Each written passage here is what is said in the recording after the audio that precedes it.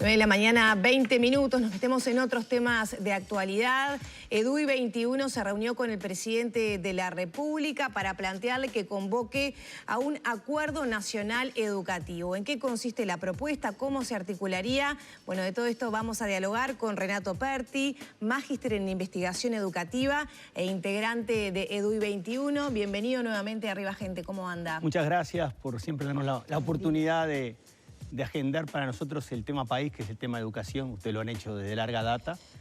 Y bueno, nos complace primero quizás marcar algo que es importante en una sociedad como la nuestra, de esencia y raigambre, raíz democrática, ¿no? Que un presidente reciba EDUI 21 para dialogar, se tome su tiempo. No fue una reunión protocolar, fue una reunión donde pudimos en un espacio quizás de hasta 40, 45 minutos profundizar en diferentes formatos educativos, en diferentes propuestas educativas. Y en lo que tú bien decías, en la necesidad de acordar en educación, no por una cuestión simplemente del acuerdo en sí, sino porque cualquier transformación educativa que uno se plantee en cualquier país del mundo requiere 10, 15, 20 años y requiere diferentes administraciones que tengan la voluntad, la capacidad y el compromiso de efectivizarlo. Las políticas públicas requieren consenso, ¿no? Es una clave fundamental del éxito. Hasta ahora no se ha podido hacer un acuerdo, que no es la primera vez que ustedes lo plantean, ¿no? Un acuerdo nacional. ¿Por qué sí se podría hacer ahora? Yo creo que hay algunos... ¿Qué cambiaría para lograrlo? Es bien interesante lo que decís. Hay algunos indicios que pueden andar en esa línea. Uno es que de alguna manera el sistema político en su conjunto, yo ahí no diferencio gobierno, coalición y oposición, han manifestado la necesidad de transformar la educación, con diferentes gradientes, diferentes grados de involucramiento y compromiso, pero hay un escenario más proclive a transformar que a ajustar. Yo creo que eso es una realidad. En el mundo es así, para dar un ejemplo, ¿no? El secretario general de Naciones Unidas está llamando a todos los países del mundo a una cumbre en septiembre en Nueva York. El tema es transformación de la educación. ¿Por qué traigo colación eso? Porque una de las cosas que elegimos al señor presidente fue: cada país, para llegar a esa cumbre mundial, es una cumbre de Naciones Unidas donde el único tema es transformar la educación, no hay otro. Cada país va a tener que realizar una consulta nacional para ver qué plan de transformación va a plantearle a la comunidad internacional, todas reunidas en Nueva York en septiembre, para discutir esa propuesta. Nosotros le dijimos al señor presidente, quizás esta consulta que Uruguay va a tener que emprender, porque Uruguay es parte del sistema de Naciones Unidas y está comprometido a hacerlo naturalmente, puede ser un espacio que sea diferente a los formatos tradicionales de convocatoria. Una convocatoria más amplia, con diversidad de actores, no solo los actores políticos, sino también los actores sociales. Los actores, bueno, ahí yo creo que tiene que estar el sistema de partidos políticos, naturalmente, pero tienen que estar también las representaciones docentes, los educadores, la sociedad civil en su diversidad, la ciudadanía. Es decir, tratar de ampliar el espacio de participación y convocatoria para salir de esa lógica a veces de inmediata, ¿no? De inmediatismo, ¿no? Saco esto, este rédito para mí, este rédito para el otro. Pero eso, ¿cómo se baja a tierra? Bueno, nosotros Nosotros pensamos que el hecho de que se haga en el marco del sistema de Naciones Unidas, con la participación de organismos que en Uruguay tienen un altísimo prestigio para diferentes sectores sociales y políticos, UNICEF, con toda su atención a la niñez, UNESCO, con su enfoque en los derechos de la educación, le da garantías a los actores para que participen en un proceso de convocatoria donde ellos puedan expresarse y donde hubiera un acuerdo en términos de los principales trazados de una transformación educativa. Yo creo que lo sacamos de esa negociación donde se reúnen en una mesa solamente representantes de partidos políticos que pueden estar entre ellos de acuerdo, pero después cuando van a la interna, eso se diluye o se evapora. Pero ese camino no está trazado de alguna manera con este documento que elaboró, esta ruta que elaboró ya el gobierno. Y agrego una complejidad más, y que no cuenta con la anuencia de los sectores docentes, que no son una parte más, son una parte fundamental del consenso. Bueno, claro. Y digo algo más, ¿qué posibilidades actuales hay de lograr esos acuerdos cuando acabo de leer un titular de la situación que se da, por ejemplo, entre representantes de gobierno y gremios de la educación, donde estuvieron meses analizando, estudiando, investigando faltas irregulares de profesores o no, y se evalúa llevar a la justicia y los profesores afirman de que eso es una persecución sindical y política? ¿Es posible todo Yo creo que esto? lo que pasa es que resumiste una cantidad de puntos bien interesantes y darnos un par de minutos para contestar cada uno. Para complejo. Es un rompecabezas, Edgar. Claro. Primero, yo creo que una convocatoria en el sistema de Naciones Unidas, donde el mundo está hablando de transformación educativa, es una excelente oportunidad a Uruguay para buscar un acuerdo. Al presidente le pareció buena la idea, se la hicimos llegar, ahora naturalmente conversará con su ministro de Educación y con su director nacional de ANEP para resolver si transita ese camino. Segundo, el documento que tú mencionás, Marco Curricular Nacional, invitamos a la ciudadanía a que lo lea. Es un avance. ¿Por qué es un avance? Es un avance porque plantea enseñar y aprender en función de desafíos. Las famosas competencias. Claro, ¿qué son las competencias? Porque hay que bajar eso a la realidad. ¿Qué es una competencia? Hoy estamos nosotros trabajando competencias. La competencia de entrevistar. Ustedes cuando entrevistan manejan conocimientos, que son su formación, pero también manejan valores, manejan actitudes, manejan predisposición, voluntades, habilidades. Las competencias son maneras de responder a desafíos. Los niños, las niñas, los jóvenes no van a enfrentar un mundo en términos de conocimientos disciplinares separados. Van a enfrentar un mundo donde van a tener que responder a desafíos y donde van a tener que cada vez más integrar lo que se llaman las piezas del conocimiento. Eso es el avance conceptual importante de ese documento, que después lo plasma, como tú decías, en una serie de competencias, que son las competencias que más o menos razonablemente uno encuentra estudiando evidencia de diferentes países del mundo. Pensamiento crítico, creatividad, empatía. Esta idea Para de la señora, el señor que hoy está en casa, hoy se enseña en base a conocimiento. A conocimiento. Claro, y esto, y vos manejás. Claro, es enseñarles a pensar, es enseñarles a ser más creativos, es enseñarles a trabajar en grupo, esto es enseñarles a conectar. Exactamente. A desafiarse y encontrar el camino. Encontrar desafíos. Y es una competencia importante que está ahí. Ser parte de un mundo que es global y local. Ser parte de un mundo que tiene su cuestión local, pero también global. Ahora, voy al punto que tú decís. Ese documento para mí es una ventana de oportunidades para Edu21. Es una ventana de oportunidades. Ahora, hay que ver cómo ese documento se sustancia, porque por ahora es un documento. Ese documento de marco curricular implica una cantidad de cambios en el sistema educativo que hemos hablado con ustedes. ¿Y cuáles van a ser las competencias? Claro, ¿cuáles? Por ejemplo, implica que los sistemas educativos trabajen mucho más unitariamente. Tú no puedes trabajar en términos de desafíos, decir, estos desafíos son para primaria, esto para media, esto para secundaria, esto para técnica. Requiere mucho más integración de los ciclos educativos, tema que hemos hablado, por eso Edu21 ha insistido mucho en esta educación básica de 4 a 14 años. Implica un nuevo estatuto docente, porque implica darle a los docentes nuevas herramientas, nuevas formaciones, nuevos incentivos para que trabajen en este sistema. Implica mayor protagonismo de los centros educativos para tomar decisiones, implica un cambio en el centro educativo, implica mayor extensión de tiempo pedagógico, personalizado en el aula para trabajar. Entonces, hay que ver cómo ANEP plasma todo eso, porque por ahora es la intención. El documento es para nosotros una ventana de oportunidades y lo vemos favorablemente. Ahora, voy al tercer punto que tú mencionabas. La crispación no conduce a nada. Ninguna sociedad avanza en base a la crispación y al rédito electoral cortoplacista, sean de unos o de otros, y ahí yo no distingo nada, no hago diferenciación de unos y otros, por igual a todos, tanto políticos como los otros, porque a veces se dice que el rédito es solamente de los sistemas políticos, el rédito también está en otros actores que también sacan rédito de la coyuntura, todos pueden sacar rédito de la coyuntura. Aquí hay que elevar la mira, y elevar la mira es poner en la prioridad la educación de las nuevas generaciones. Los niños y niñas, para mí serán mis nietos en este caso, tienen que ser formados para un mundo que va a ser muy distinto al actual. Un mundo donde el tema de la sostenibilidad planetaria está en discusión. Donde está en discusión un mundo más justo, más inclusivo, menos desigual. ¿Cómo formamos a nuevas generaciones para ese mundo mejor? Y eso implica un cambio muy importante en los contenidos educativos, en la manera en que enseñamos la ciencia, en cómo vinculamos la ciencia con los artes, con las humanidades, de cómo formamos las nuevas alfabetizaciones que tienen que ver con la alfabetización ambiental, financiera, etc. Entonces, si ponemos la prioridad ahí, lo otro es menor. Lo que pasa es que yo creo que en esa crispación que tú mencionabas, en esa situación que se planteó, que Edu21 no entra, porque Edu21 no entra en la coyuntura, porque Edu21 quiere mantener siendo un espacio independiente del sistema de partidos políticos. Nosotros no tenemos ninguna relación de afinidad con nadie, sino tenemos una relación de cercanía con los temas de la transformación educativa. Esa es nuestra prioridad. Es salir de esa discusión.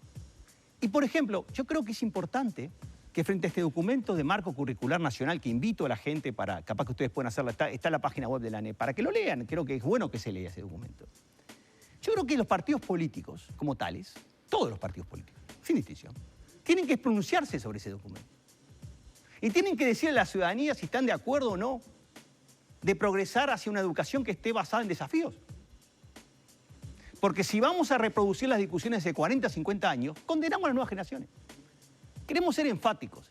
Si el Uruguay no cambia la manera... los contactos con No, los partidos, nosotros ahora hemos pedido, y voy a la pregunta, hemos pedido a todos los partidos políticos una entrevista para hablar de estos temas. Nosotros, la secuencia de fue muy clara. Primero el presidente, el día lunes, e inmediatamente que con el presidente nos reunimos, salieron las cartas para todos los partidos políticos. En estos días se están arreglando las entrevistas. ¿Solo los partidos o también los... En la primera instancia los partidos políticos, después, si efectivamente el presidente considera que la propuesta que le hizo Edo 21 de una convocatoria en el sistema de Naciones Unidas es una buena oportunidad, ahí sería una convocatoria mucho más amplia y Edo 21 cumpliría un rol de articulador. ¿Se van a reunir también con los gremios docentes? Lo pregunto porque en otras oportunidades los gremios han manifestado, ¿no?, que no habían sido convocados, que su opinión no estaba reflejada nunca en los documentos. Nosotros cuando hicimos, siempre los reunimos con todo el mundo. Yo recuerdo, ¿te acuerdan ustedes que nosotros en el 2018 presentamos el libro abierto, que era el documento de reforma integral, transformación integral, que después, hoy por hoy, hay algunas cosas que están reflejadas en ese marco curricular, entre otras, el enfoque por competencia. Inmediatamente después de eso hicimos entrevistas con todo el mundo. Recuerdo al actual presidente del Frente Amplio, al momento del presidente del PCNT, Fernando Pereira, reuniéndose con nosotros en Edo 21 y dialogando muy cercanamente sobre estos temas. Hemos mantenido siempre reuniones, siempre hemos estado abiertos. Nosotros no tenemos ningún prejuicio frente a nadie. Lo que nosotros decimos es, discutamos los temas, discutamos en profundidad temas. Lo que nosotros no admitimos es la descalificación, es la adjetivación, es el no discutir los temas. Nosotros estamos abiertos y por supuesto lo vamos a hacer. Creemos también, a lo que tú decías hoy, que en este proceso de consulta o convocatoria, como mencionábamos recién, las asambleas técnico-docentes, que son los espacios docentes fundamentales de discusión técnica, tienen que ser valorizados y caracterizados. Tienen que ser los espacios donde se discutan estos temas, donde se vea realmente qué significan estos enfoques nuevos, qué significan en el mundo. Cuando uno dice Finlandia y vienen y dicen Finlandia tiene esa educación, pero caramba, Finlandia hace años que tiene un enfoque por competencias. Hace años que Finlandia forma en competencias para estilo de vida saludables, sostenibles. Hace años que lo hace. Pero convengamos que es un cambio muy grande para lo que sería la educación nacional. Totalmente. Enorme. Un cambio radical. Exacto. Justamente pensando en esa implementación, de que todo esto surtiera efecto, uno dice, ¿y cómo? ¿Por dónde se empieza? Porque es un trabajo que va a la raíz. Se empieza, es una excelente pregunta, se empieza por hacer que lo que hoy está separado trabaje unitariamente. Bien. Lo que hoy está por un lado primaria, por otro lado, si bien la LUC ha habilitado mecanismos de coordinación y de integración de primaria, secundaria y UTU dentro del sistema educativo, todavía seguimos con las parcelas. Empezamos por una nueva mentalidad unitaria de educación y sistema educativo. Por ahí empezamos. Arrancamos hablando de los consensos, ¿no? Sí. Que sin consenso es muy difícil el éxito de una política pública. Y algo fundamental, no existe política pública sin presupuesto. Es el otro punto que le planteamos al presidente. Muy lindo los documentos, muy lindo las expresiones de de compromiso. ¿Qué pasa con los hechos? ¿Cómo hasta ahora se ha materializado algunas de estas iniciativas en el tema presupuestal? Ustedes han marcado, ¿no? Que no se ha aumentado el tiempo pedagógico.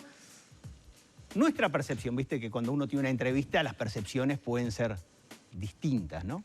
Nuestra percepción de la entrevista con el presidente es que el presidente está abierto y entiende la necesidad de volcar recursos para apoyar la transformación educativa. Nos fuimos con esa sensación.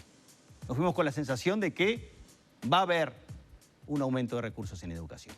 ¿Cuál sería el aumento necesario para poder implementarlo? Es lo que tú decías hoy. El aumento, no te puedo cuantificar hoy porque habría que ver los detalles de la transformación que la ANEP tiene en marcha, pero implicaría, lo que vos decís, implicaría focalizar la inversión en aspectos fundamentales que tienen que ver con atacar la vulnerabilidad social.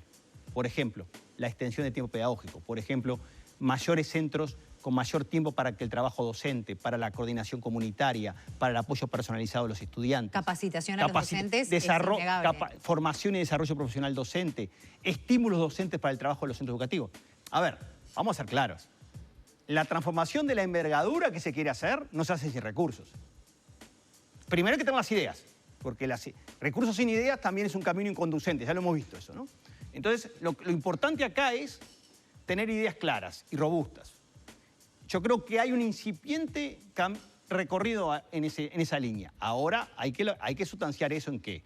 En los aspectos programáticos, un sistema educativo mucho más unitario, en un nuevo estatuto docente, en un nuevo régimen de centros educativos, y lo que tú decías, clarísimo, tiene que haber un aumento de la dotación presupuestal para la transformación educativa.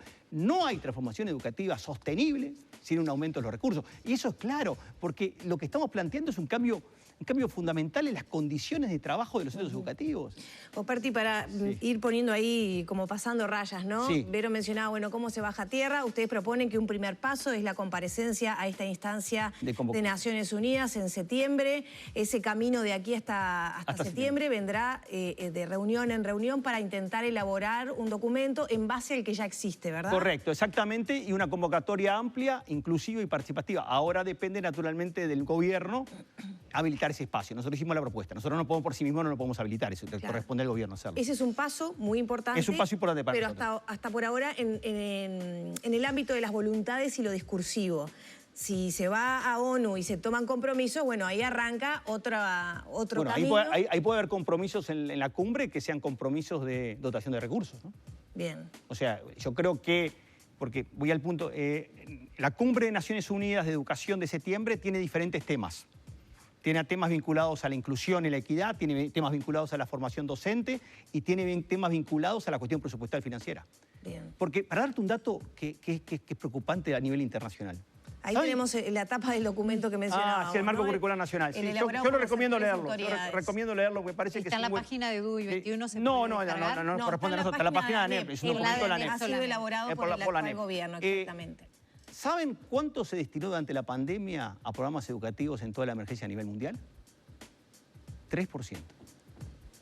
3% de todo el gasto que se realizó durante la pandemia para atender la pandemia, a escala mundial estoy hablando, ¿no? Fue destinado a educación. La educación tiene que ser priorizada. No fue priorizada suficientemente durante la pandemia a nivel de escala internacional. ¿Por qué hago esa referencia? Porque seguramente en la cumbre de Nueva York va a haber una directiva respecto a que los países aumenten la dotación de recursos. Y nosotros estamos en esa... Dotar recursos para hacer cosas, no dotar recursos inercialmente, ¿no? Ya tenemos que terminar, pero quiero hablar del GACH educativo, el GAE. El GAE sería ese organismo articulador de la bisagra que venimos hablando. El GACH pedagógico fue una idea que le planteamos al presidente, que le gustó mucho, también la está analizando en este momento, que es hacer una especie de laboratorio pedagógico tipo Pasteur. ¿Qué significa eso para que lo entienda la gente?